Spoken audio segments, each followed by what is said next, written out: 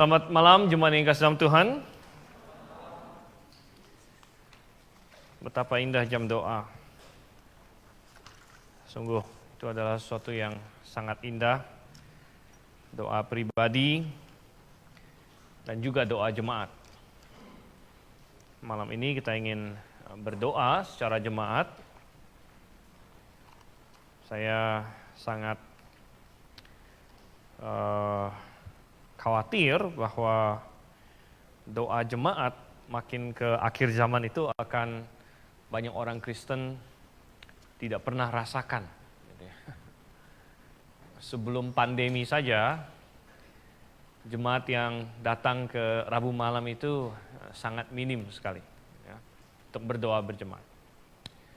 Apalagi setelah pandemi. Jadi kita perlu untuk sungguh-sungguh menggiatkan lagi supaya jemaat berdoa secara bersama-sama. Oke, mari kita buka Alkitab kita di dalam Hosea. Hosea pasal 2. Kita masih di dalam pembelajaran akan yang disebut sebagai Kitab 12. Kitab 12. Jadi kita buka Kitab 12 pasal 2. Orang tidak tahu, dia bingung apa itu Kitab 12. Kan? Tapi kalau Anda di sini mestinya Anda sudah tahu. Kitab 12 adalah nama Yahudi, nama di Tanak untuk yang kita sebut sebagai nabi-nabi kecil, Hosea sampai dengan Maleaki. Oke, dan kita akan melihat Hosea pasal 2 ayat 1 sampai 12. Kalau sudah dapat, saya akan membacakannya. Jemaat silakan memperhatikan dengan baik. Oke, demikian firman Tuhan. Adukanlah ibumu, adukanlah sebab dia bukan istriku, dan aku ini bukan suaminya. Biarlah dijauhkannya sundalnya dari mukanya, dan zinahnya dari antara buah dadanya, supaya jangan aku menanggalkan pakaiannya sampai dia telanjang, dan membiarkan dia seperti pada hari dia dilahirkan. Membuat dia seperti padang gurun, dan membuat dia seperti tanah kering, lalu membiarkan dia mati kehausan. Tentang anak-anaknya aku tidak menyayangi mereka, sebab mereka adalah anak-anak sundal. Sebab ibu mereka telah menjadi sundal, dia yang mengandung mereka telah berlaku tidak senonoh. Sebab dia berkata, aku mau mengikuti para kekasihku yang memberi roti dan air minumku, bulu domba dan kain lenanku, minyak dan minumanku. Sebab itu, sungguhnya aku akan menyekat jalannya dengan duri-duri dan mendirikan pagar tembok mengurung dia sehingga dia tidak dapat menemui jalannya. Dia akan mengejar para kekasihnya, tetapi tidak akan mencapai mereka. Dia akan mencari mereka, tapi tidak bertemu dengan mereka. Maka dia akan berkata, aku akan pulang kembali kepada suamiku yang pertama, sebab waktu itu aku lebih berbahagia daripada sekarang. Tetapi dia tidak insaf, bahwa akulah yang memberi kepadanya gandum, anggur, dan minyak, dan yang memperbanyak bagi dia perak dan emas, yang dibuat mereka menjadi patung Baal. Sebab itu aku akan mengambil kembali gandumku pada masanya dan anggurku pada musimnya, dan akan merampas kain bulu domba dan kain lenanku yang harus menutupi auratnya. Dan sekarang aku akan menyingkapkan kemaluannya di depan mata para kekasihnya, dan seorang pun tidak akan melepaskan dia dari tanganku. Aku akan menghentikan segala kegirangannya, hari rayanya, bulan barunya, dan hari sabatnya, dan segala perayaannya. Aku akan memusnahkan pohon anggurnya dan pohon aranya, yang tentangnya dikatakannya, ini semuanya pemberian kepadaku yang dihadiahkan kepadaku oleh para kekasihku. Aku akan membuatnya menjadi hutan, dan binatang-binatang di padang akan memakannya habis. Dan aku akan menghukum dia karena hari-hari ketika dia membakar korban untuk para Baal, berhias dengan anting-antingnya dan kalungnya, dan mengikuti para kekasihnya, dan melupakan aku. Demikianlah firman Tuhan. Oke, kita berdoa terlebih dahulu. Bapa di surga, kami mengucap syukur untuk kasih setia, betapa indah cinta kasih yang Engkau berikan kepada kami. Namun Tuhan, kami diperingatkan di sini oleh firman-Mu tentang melalui suatu perumpamaan yang Engkau berikan melalui hidup Hosea. Engkau memperingatkan umat-Mu tentang ketidaksetiaan mereka, dan Engkau yang kiranya menolong kami supaya kami dapat mempelajarinya untuk menjadi pelajaran bagi kami. Kami berdoa dalam nama Yesus Kristus. Amin. Baik, Bapak Ibu Saudara yang kasih Tuhan, jemaat sekalian. Kita melihat di sini bahwa Hosea, seperti yang sudah kita bahas dari pasal 1, Tuhan memakai hidup Hosea untuk menjadi suatu alat peraga, untuk menjadi suatu gambaran, ya, suatu ilustrasi tentang hubungan Tuhan dengan Israel umatnya. Dan Israel digambarkan sebagai istri Tuhan, ya, kekasih Tuhan, istri Tuhan. Dan memang dari awal pernikahan Tuhan rancang untuk menggambarkan hubungan Dia dengan orang-orang yang Dia ciptakan, manusia yang percaya kepadanya. Tetapi hubungan yang mestinya sangat indah ini menjadi rusak oleh karena ketidaksetiaan. Dan Tuhan sudah peringatkan ini kepada Hosea. Tuhan berkata bahwa kamu menikahlah dengan wanita ini, Gomer namanya, dan dia adalah seorang perempuan yang tidak setia. Tuhan sudah kasih tahu kepadanya. Namun demikian Tuhan masih memerintahkan Hosea untuk menikah dengan Gomer ini, ya, walaupun Gomer tidak setia, karena ini menggambarkan Tuhan dengan Israel. Apakah Tuhan tahu Israel akan tidak setia? Ya, Tuhan kan maha tahu. Tuhan maha tahu, Tuhan sudah tahu Israel akan tidak setia. Namun Tuhan tetap masih memilih Israel, Tuhan masih tetap mengasihi Israel, Tuhan masih tetap memberkati mereka dan lain sebagainya. Nah, ketidaksetiaan Israel ini menjadi sesuatu yang sangat menyakitkan bagi Tuhan.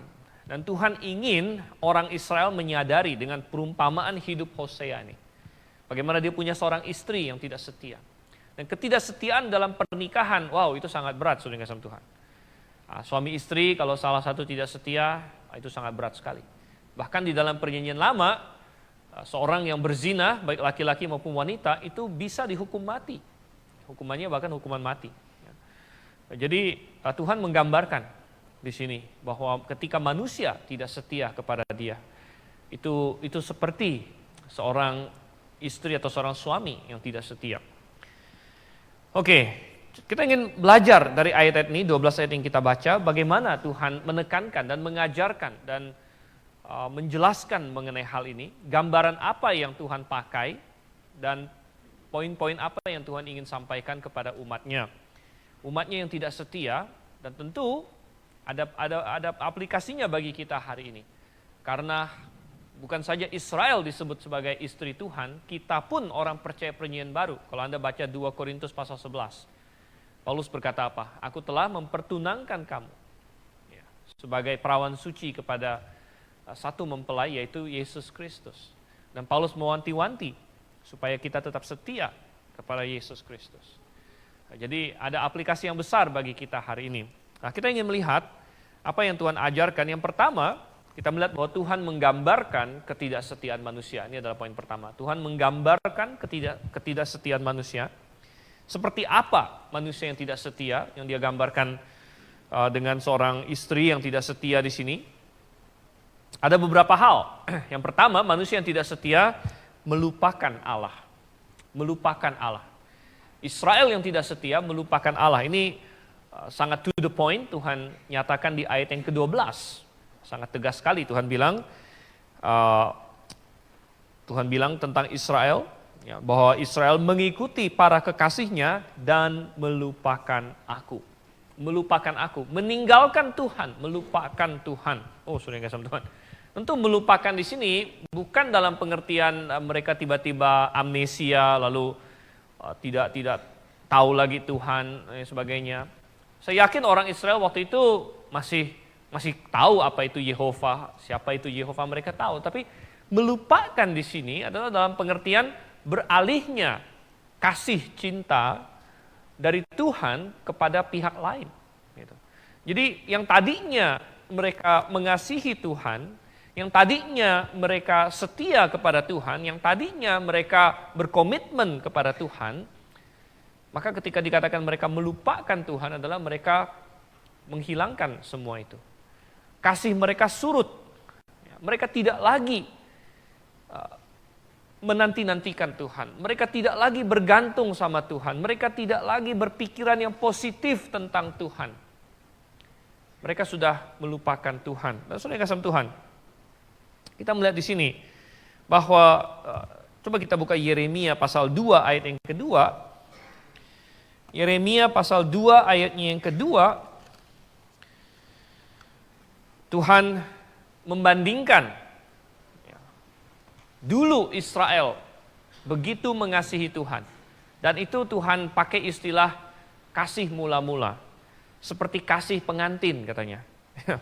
Yeremia 2 ayat 2. Pergilah memberitahukan kepada penduduk Yerusalem dengan mengatakan, beginilah firman Tuhan, aku teringat kepada kasihmu pada masa mudamu, kepada cintamu pada waktu engkau menjadi pengantin. Bagaimana engkau mengikuti aku di padang gurun, di negeri yang tiada tetaburannya. Ketika itu Israel kudus bagi Tuhan sebagai buah bungaran. Dari hasil tanahnya, semua orang yang memakannya menjadi bersalah. Malah petaka menimpa mereka, demikianlah firman Tuhan. Jadi Tuhan bilang, kasih mula-mula ini aku rindu itu. Kasih yang Tuhan ibaratkan seperti seorang pengantin yang baru saja menikah. Ya, ketika seorang pengantin pada hari pernikahan, di awal-awal pernikahan itu biasanya kasihnya menggebu-gebu. Ya, karena biasanya hari pernikahan kan hari yang ditunggu-tunggu. Ya, orang-orang muda, ya, banyak digrafikan banyak pernikahan. Memang pandemi pernikahan jadi agak kurang. Tahun ini baru berapa pernikahan? Baru 1 apa 2 itu? Ya. 1 ya. Biasanya udah 3-4 biji ya. Satu tahun bisa 5, 6, ada yang tahun-tahun 10 ya. Pandemi jadi agak berkurang memang yang menikah. Tapi kita sering melihat pernikahan. Nah, mungkin yang masih muda-muda setiap kali melihat pernikahan berpikirnya kapan saya gitu kan. Atau kapan saya dan lain sebagainya. Jadi pernikahan sering dinanti-nantikan. Jadi seperti itu semacam menggebu-gebu. Jadi Tuhan bilang, aku ingat waktu kamu pengantin dengan aku. Waktu kamu cinta masa mudamu. Pengantin. Kalau pas pengantin saja udah nggak cinta, itu repot saudara. Ya. Itu pusing nanti. Gitu ya. Pas pengantin aja udah nggak cinta, udah semua. Tapi nggak, biasanya orang pas menikah itu sedang panas-panasnya. Dan Tuhan berkata bahwa Israel pernah seperti itu.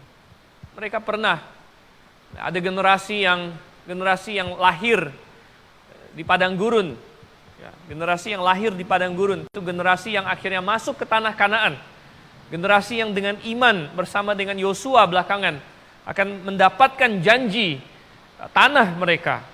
Nah, itu adalah generasi yang Tuhan bilang, inilah kasih mula-mula. Gitu ya. Dan kita melihat di sini dalam perjanjian baru ada padanannya juga. Ada satu jemaat dalam kitab Wahyu yaitu jemaat Efesus. Jemaat Efesus adalah jemaat yang luar biasa sebenarnya. Bahkan kalau kita baca di Alkitab, jemaat yang didirikan oleh Paulus, bahkan Paulus menghabiskan banyak waktu di sana, sekitar 3 tahun. 3 tahun Paulus di sana. Dia mengajar STT pertama di sana. Luar biasa ya. Tapi kemudian Tuhan menegur mereka di Wahyu pasal 2. Kalian telah meninggalkan kasih kalian yang semula. Nah itu sangat disayangkan, saudara yang kasih Tuhan. Jadi kita perlu bertanya kembali. Kita perlu mengingat kembali. Bagaimana kita pernah mengasihi Tuhan mungkin. Mungkin ketika kita diselamatkan. Ketika kita menggebu-gebu, saya ingin melakukan sesuatu untuk Tuhan. Saya ingin melayani Tuhan. Atau lain sebagainya. Ada banyak hal-hal yang komitmen-komitmen yang pernah kita buat dengan Tuhan. Dan atau pokoknya bagaimana kita pernah mengasihi Tuhan dan kita benar-benar merasakan kasih Tuhan.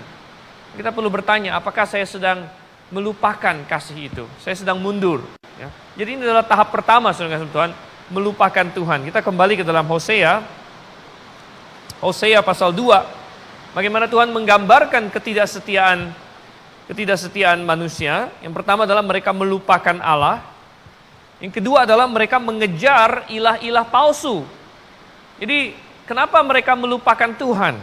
Biasanya kalau di dalam pernikahan, kenapa ada yang tidak setia? Kenapa ada istri yang tidak lagi cinta suami, suami tidak lagi cinta istri.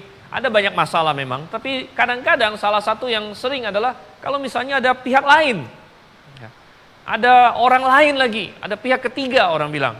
Wah, ya, pihak ketiga itu bahaya, saudara kasih Tuhan. Ada pihak ketiga. Dan kenapa Israel melupakan Allah? Karena mereka mengejar ilah-ilah lain. Dan ilah-ilah lain ada disebut di sini sebagian. Ilah-ilah Kanaan, ya, para Baal, ya, Asitoret dan lain sebagainya. Itu yang akhirnya dikejar oleh orang Israel. Ya. Dan Tuhan berkata itu adalah perzinahan rohani. Aku adalah suamimu, Tuhan bilang. Israel adalah istri, tapi Israel istrinya ini tidak setia. Dan mereka mengejar ilah-ilah lain. Mereka telah berbuat zina. Dan Tuhan sangat marah. Dan Tuhan memakai kasus Gomer sebagai contoh pada kalian. Hei, ya, kalau kita melihat misalnya hari ini ada suami yang tidak setia atau ada istri yang tidak setia, kita bilang, wah ini nggak benar ini. Tapi kita perlu bertanya, bagaimana dengan saya? Apakah saya setia kepada Tuhan? Ataukah saya mengejar ilah-ilah lain? Nah, mungkin ada yang berkata, saya tidak punya patung, saya tidak ada mezbah kepada Baal dan sebagainya. Tapi saudara kasih Tuhan, tidak semua berhala datang dalam bentuk patung. Berhala tidak hanya muncul dengan bentuk manusia atau bentuk apa gitu yang disembah, bukan. 1 Yohanes 5 ayat 21, ayat terakhir dalam surat Yohanes yang pertama. Sang Rasul memperingatkan apa? Hai anak-anak, waspadalah terhadap segala jenis berhala. Waspadalah terhadap segala jenis berhala. Mengapa? Karena apapun yang menarik kasih kita dari Tuhan, itu akhirnya menjadi berhala. Karena berhala-berhala ini disebut oleh Tuhan, inilah kekasih-kekasih kalian. Adakah yang kita lebih kasihi daripada Tuhan? Adakah yang lebih kita kasihi daripada Tuhan? Kalau kita ada lebih mengasihi sesuatu dari Tuhan, nah itu adalah berhala bagi kita. Dan kita menjadi tidak setia kepada Tuhan. Karena Tuhan berkata, bagaimana kita harus mengasihi Tuhan? Kita harus mengasihi Tuhan dengan segenap jiwa kita, segenap akal budi kita, segenap kekuatan kita, segenap hati kita. Tuhan ingin kasih yang demikian. Makanya Tuhan berkata, aku adalah Allah yang cemburu. Tidak boleh ada yang menyaingi Tuhan dalam hati kita. Ketika kita mulai ada yang lain, berarti kita mulai tidak setia pada Tuhan. Semuanya harus di bawah Tuhan. Karena semuanya itu sebenarnya adalah berkat Tuhan bagi kita. Saudara kasih Tuhan, adakah yang kita kasihi lebih dari Tuhan? Apa ciri khas orang mengasihi? Ciri khas orang mengasihi adalah, ya misalnya, ya, kalau kita mengasihi seseorang, ya, ciri khasnya ya, kita senang menghabiskan waktu dengan dia. Ya, kita senang menghabiskan waktu dengan dia. Ya. Nggak mungkin ada orang bilang, oh saya mengasihi kamu. Saya mengasihi kamu, tapi nggak mau menghabiskan waktu. Wah, ini harus dicurigai. Ini ada gombal apa di sini, gitu ya. Kita mau menghabiskan waktu. Ya. Apakah kita lebih suka menghabiskan waktu untuk hal-hal Tuhan, atau ada hal lain yang bagi kita lebih penting? Ya. Lebih penting daripada Tuhan. Daud menulis, 1 hari di pelataranmu lebih baik daripada 1000 tahun di tempat lain. Wow, 1 hari di pelataran Tuhan. Ini Daud yang bilang. Lebih baik daripada 1000 tahun di tempat lain. Ini menggambarkan kasih dia yang begitu membara sama Tuhan. Ciri lain orang yang mengasihi adalah rela berkorban. Biasanya orang mengasihi rela berkorban. Wah, apalagi lagi membara kasihnya. Wah, rela berkorban. Dulu saya masih ingat kita sering meledekin Gembala Kurnia, waktu Gembala Kurnia masih penginjil waktu itu, ya, masih penginjil, masih single. Kita semua masih muda-mudi, ya, masih pemuda. Wah, dia lagi kejar-kejar Ibu Nelly waktu itu. Tuhan, ya. Ataukah, kalau bagi Tuhan berat rasanya, tapi kalau untuk hal lain, ya. Demi nonton film. Waduh, biasanya kalau film seri, ya, ada yang pernah merasakan ya, selesai, dia bikin selesainya itu pas lagi seru-serunya, saudara. Sehingga kamu harus melihat episode berikutnya. Selesai lagi, pas lagi serunya lagi, apa yang akan terjadi sama si pangeran ini, misalnya gitu. Ya. Anda lihat lagi episode berikutnya. Tanpa terasa sudah jam 2, jam 3 malam. Ya, sudah pagi malah. Gitu kan. Udah bingung. Ya. Kalau untuk hal-hal begitu, kita rela mengorbankan waktu kita. Untuk macam-macam, kita rela mengorbankan uang kita, tenaga kita. Banyak hal kita rela berkorban. Ya. Tapi nanti kalau misalnya untuk Tuhan, ya, kita perlu bertanya, ya, apakah ada ilah-ilah lain dalam hidup kita? Ada orang yang membuat pekerjaan menjadi ilahnya. Ada orang yang membuat harta kekayaan menjadi ilahnya. Ada yang membuat kesehatan sebagai ilahnya. Ya. Sekarang orang sangat peduli kesehatan. Makin lama makin peduli kesehatan. Ya, dengan Tuhan memperingatkan di sini, mengejar ilah-ilah palsu. Kemudian hal ketiga di mana manusia tidak setia kepada Tuhan, yang pertama adalah dia melupakan Allah. Yang kedua adalah dia mengejar ilah-ilah palsu. Dan yang ketiga, mereka bahkan memakai berkat-berkat yang Tuhan berikan untuk perzinahan rohani ini. Berkat-berkat yang Tuhan berikan dipakai lagi oleh manusia untuk perzinahan rohani. Ya, untuk perzinahan rohani. Nah, mungkin betapa parahnya hal demikian, itu bisa digambarkan dengan sekali lagi ilustrasi mengenai kekasih dan pernikahan. Anda bisa membayangkan kalau misalnya ada seseorang, ya, dia kasih kekasihnya satu pemberian. Misalnya dia kasih cincin yang sangat mahal. Tapi kemudian cincin itu dipakai oleh kekasihnya ini untuk berzina, untuk dikasih lagi ke kekasih yang lain gitu. Betapa menyakitkannya hal itu. Betapa parahnya. Tapi ini yang terjadi.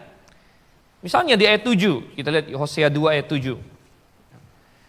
Tapi dia tidak insaf bahwa akulah yang memberi kepadanya gandum, anggur, dan minyak.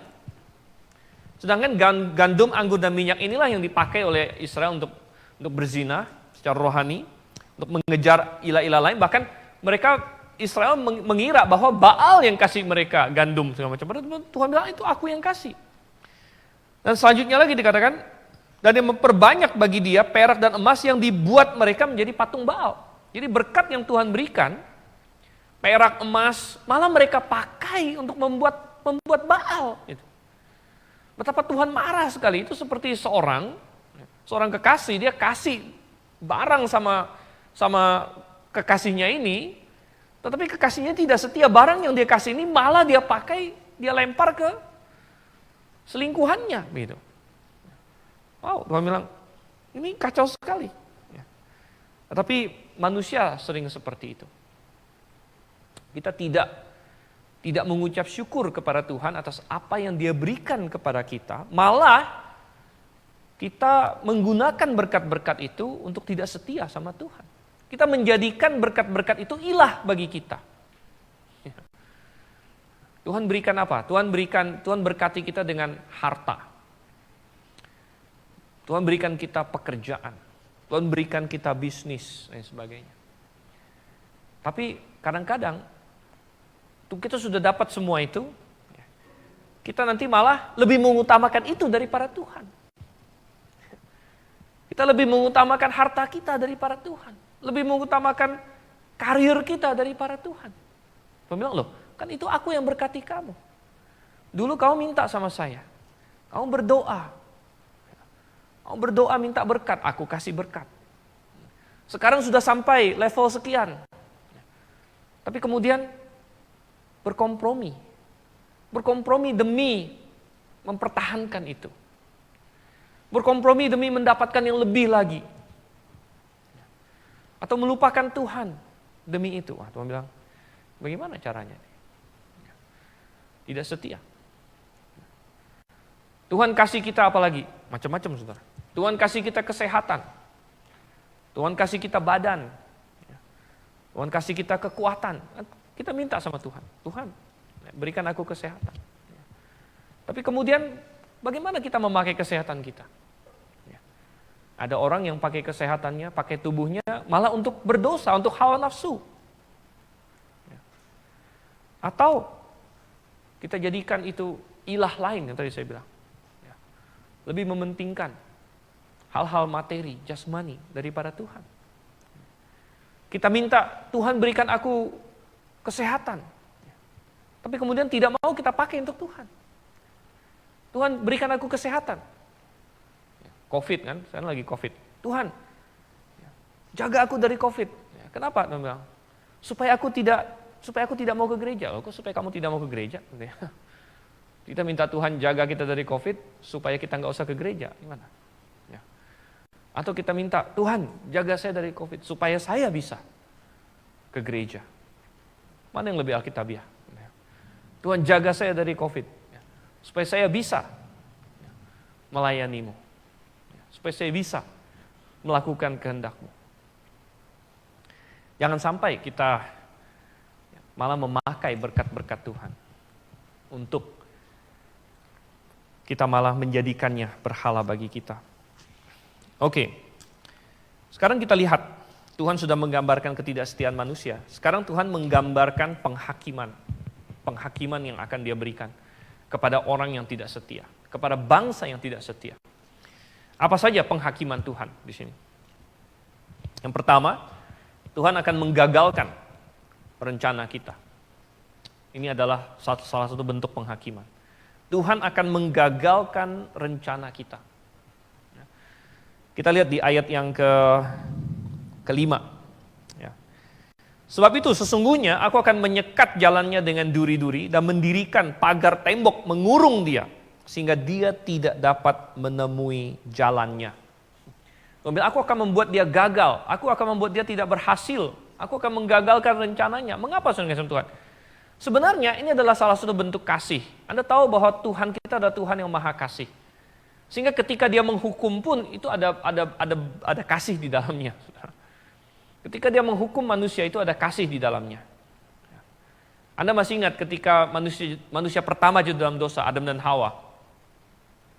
Adam dan Hawa jatuh dalam dosa, lalu Tuhan mengutuk kan, Tuhan mengutuk bumi.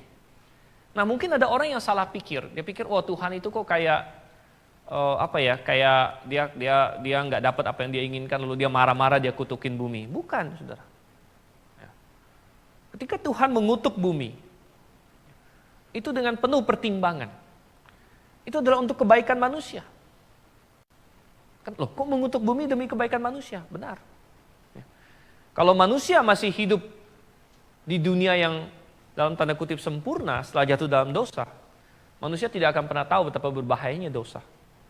Dan ketika manusia mati, dia terhilang untuk selamanya. Tanpa pernah ada peringatan. Tanpa ada peringatan. Tetapi Tuhan justru mengutuk bumi. Mengapa? Manusia harus tahu bahwa dosa membawa akibat. Supaya sebelum akibat itu muncul yang paling parah, dia rasakan dulu akibat yang sementara di bumi ini. Mengapa anak itu perlu didisiplinkan? Mendisiplinkan anak sangat penting. Anak yang tidak pernah didisiplinkan, itu ada contohnya dalam Alkitab. Kalau Anda baca, salah satunya adalah ini, si Absalom misalnya. Gitu ya. Katanya Daud nggak pernah disiplinkan dia. Kemudian juga ada Adonia. Ya. Efeknya apa? Efeknya dia tidak pernah belajar bahwa ada konsekuensi yang begitu luar biasa terhadap perilaku dia. Ketika Absalom memberontak terhadap bapaknya, dia nggak berpikir, kalau saya memberontak saya bisa mati.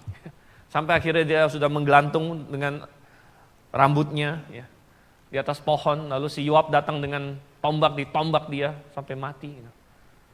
Baru dia sadar, oh ternyata hidup ini ada konsekuensi. Ya. Kalau saya pilih ini, ya konsekuensinya saya bisa mati. Dan Tuhan ingin manusia tahu, upah dosa ialah maut. Sebelum kamu menghadapi maut yang kekal, belajar dulu ada kesakitan karena dosa. Ada maut jasmani karena dosa. Dan Tuhan menggagalkan manusia untuk makan buah pohon kehidupan. Tuhan bilang, jangan sampai mereka makan buah pohon kehidupan. Bayangkan kalau mereka makan buah pohon kehidupan, lalu mereka mencoba mendapatkan hidup yang kekal, tapi dalam kondisi yang masih penuh dosa. Itu justru sangat merusak bagi manusia. Tapi saudara yang kasih Tuhan, Tuhan sengaja. Tuhan bilang, aku akan gagalkan rencana kamu, supaya kamu belajar bahwa ya, di luar Tuhan tidak ada sukses yang sejati. Di luar Tuhan tidak ada kebahagiaan yang sejati. Hari ini apa kemarin ya? Kan ramai berita apa itu? Yang ada seorang yang sangat terkenal bercerai, Anda tahu kan siapa ya? Bill Gates katanya, ya, bercerai. Sudah menikah berapa? 27 tahun atau berapa itu? Ya. Saya nggak bisa bayangkan menikah 27 tahun habis itu bercerai gitu. Ngapain aja 27 tahun gitu ya. Udah 27 tahun menikah bercerai gitu. Wah, itu salah satu orang paling kaya di dunia itu. Nggak tahu harta dia berapa sekarang. Ada yang bilang 130 miliar. Tapi US dollar, saudara, ya. Bukan miliar rupiah. 130 miliar rupiah ini nggak terlalu lah, oke lah, itu udah kaya tapi bukan kaya yang gila-gilaan kayak si Bill Gates ini. Ya. 130 miliar dolar itu kalau dirupiahkan berapa itu? Itu di atas triliun. Di atas triliun apa? Ya, kuadriliun. Di Indonesia jarang kedengaran gitu. Tapi bercerai. Ya, oke lah. Ya. Di mana ada kebahagiaan? Ya. Di mana ada kebahagiaan di luar Tuhan yang sejati, kebahagiaan yang sejati? Ya. Tuhan akan tunjukkan bahwa tidak ada. Ya. Tidak ada. Dan Tuhan akan menggagalkan. Dan ini adalah suatu bentuk kasih Tuhan kepada mereka. Kalau Tuhan membiarkan manusia sukses dalam dosanya, wow, itu adalah penghakiman yang lebih berat lagi. Jadi jangan berpikir kalau Tuhan membiarkan saya sukses dalam dosa, itu berarti wow, mantep. Misalnya kita ingin berdosa, kita ingin tidak setia sama Tuhan, lalu Tuhan izinkan kita sukses dalam ketidaksetiaan kita, memalukan. Ayat yang 28 ada lagi satu kali lagi. Ayat 28, ya. Allah menyerahkan mereka kepada pikiran-pikiran yang terkutuk. Jadi kalau Allah sudah menyerahkan kamu kepada kejahatan kamu, itu sudah lebih berat sebenarnya, lebih berat. Ya, itu suatu bentuk penghukuman lebih berat. Tapi ketika seperti Israel di sini, Tuhan berkata, aku akan gagalkan. Aku akan gagalkan rencana mereka. Gitu. Wah, ini Tuhan masih mengasihi sebenarnya. Pernah nggak Anda berpikir, kenapa orang yang jarang berbuat dosa, sekali berbuat dosa seringkali justru ketangkep? Misalnya nggak usah jauh-jauh, saya dulu masih ingat waktu SD, SMP, SMA begitu ya. Di sekolah itu ada yang suka nyontek, ada yang jarang nyontek, nggak suka nyontek. Tapi seringkali didapatkan melalui pengakuan dan kesaksian. Kalau orang yang nggak pernah nyontek, sekali dia nyontek ketangkep biasanya. Ini orang nih, dia nggak pernah nyontek gitu kan. Wah, murid yang sangat sangat taat gitu ya.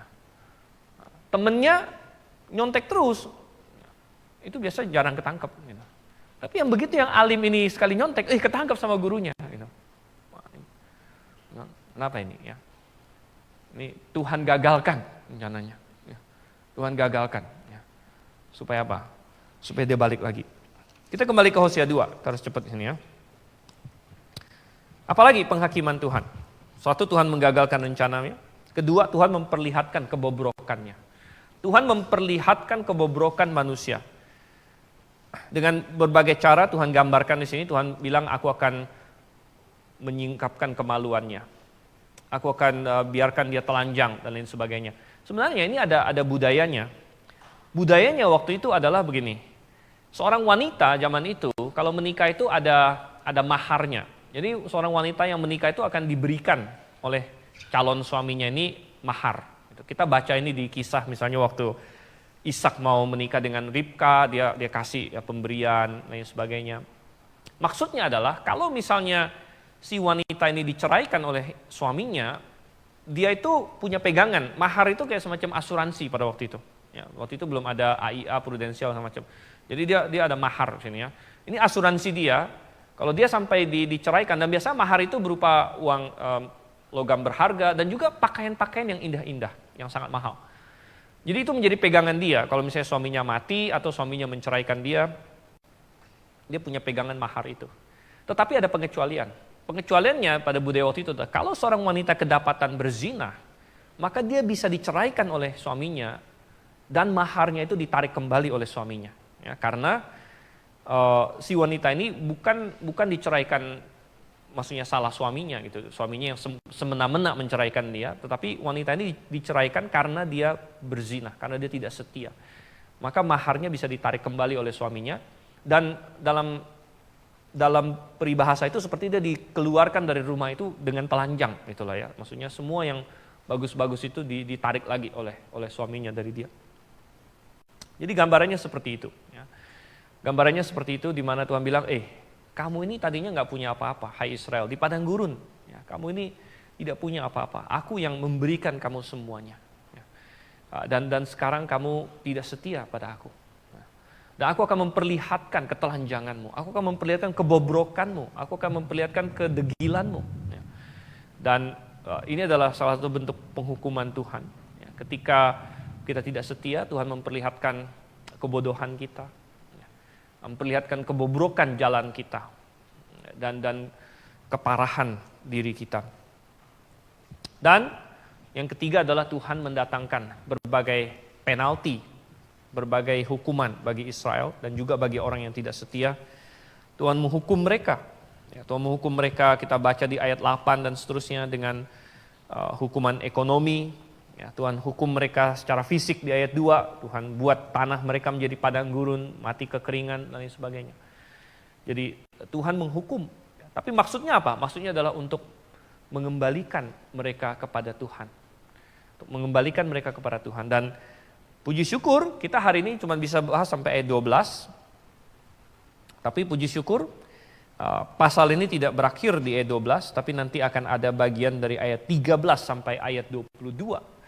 Dan itu yang akan kita bahas di kali berikutnya. Ya, kalau hari ini kita melihat bagaimana manusia yang tidak setia, dan bagaimana Tuhan menyatakan penghukuman atasnya. Tapi kemudian Tuhan tidak stop sampai sana. Karena tujuan penghukuman itu adalah untuk mengembalikan mereka. Dan itu akan kita lihat di ayat 13 sampai 22. Mari kita bersatu dalam doa. Bapa di surga, kami mengucap syukur untuk kasih-Mu. Engkau yang kiranya tolong dan pimpin supaya kami belajar, agar kami setia kepadamu. Tolong kami Tuhan. Israel menjadi contoh bagi kami dan kami bisa terus berpaut pada Engkau. Kami berdoa nama Yesus Kristus. Amin.